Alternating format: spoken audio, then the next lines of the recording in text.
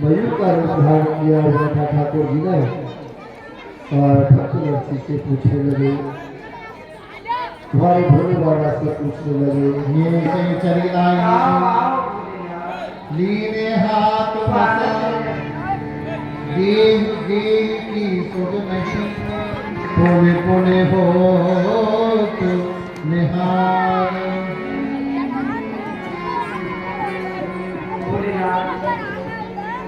आज तो आप बड़े दिनों की प्रतीक्षा कर रहे हो, बड़ी कृपा करें भोलेनाथ, कहो कुशल मंगल हो। प्रभु आपकी जिसके ऊपर पूरी भला इसका कभी अमंगल हो सकता है, और मैं तो सदैव आपके श्री चरणों में ही विराजित रहता हूँ। भोलेनाथ, आपके सामने आज यह नई सेक्रेटरी कौन है? यह सेक्रेटरी आई नहीं, लीने हाथ मसाज देह गेह की सुध नहीं पुल पुल भूत निहार।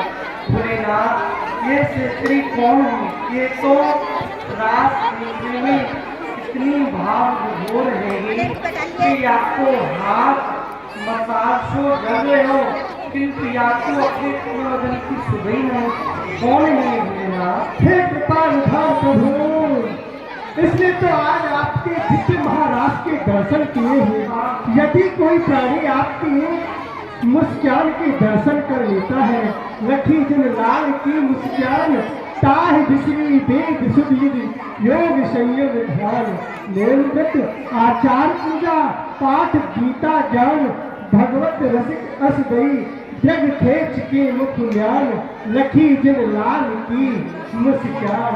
तुम्हारी एक मुस्कान के दर्शन करके बड़े बड़े योगी महात्मा गणात्मा सभी सुरमुद भूल करके आपके चरणों में लीन हो जाते हैं। इसलिए तो आपके महाराज के दर्शन किए हैं, और प्रभु ये कोई और नहीं, ये आप ही का दास भक्त नरसी है। भैया नरसी, भैया नरसी बोले भक्त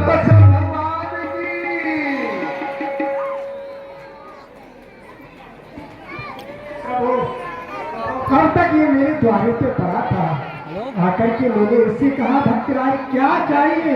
इसने कहा कि जो आपकी प्रिय वस्तु हो आप मुझे वही प्रदान करें। तो आप तो प्रभु जानते हो करो कि मुझे कुछ भी प्रिय नहीं है, बस आप ही प्रिय है, आपका नाम प्रिय है और आपका महाराज प्रिय है।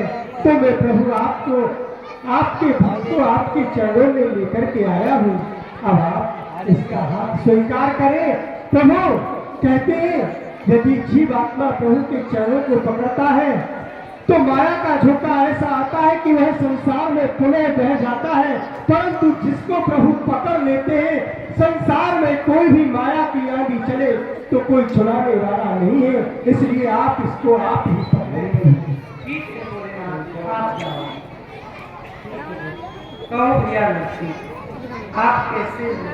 सब कुशल मंगल है भैया हमें।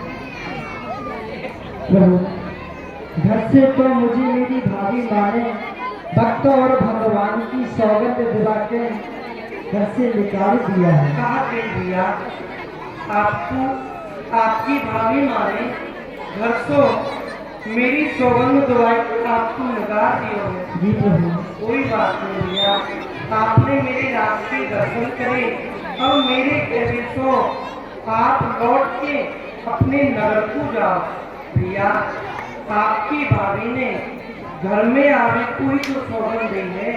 अरे नगर में बाहर पूरे नगर की सौगंध तो न दी, नगर से बाहर एक कुटिया बना के वहां रहो। और भैया, अभी तो आपको विवाह हो गए, हे प्रभु। बालकों होंगे।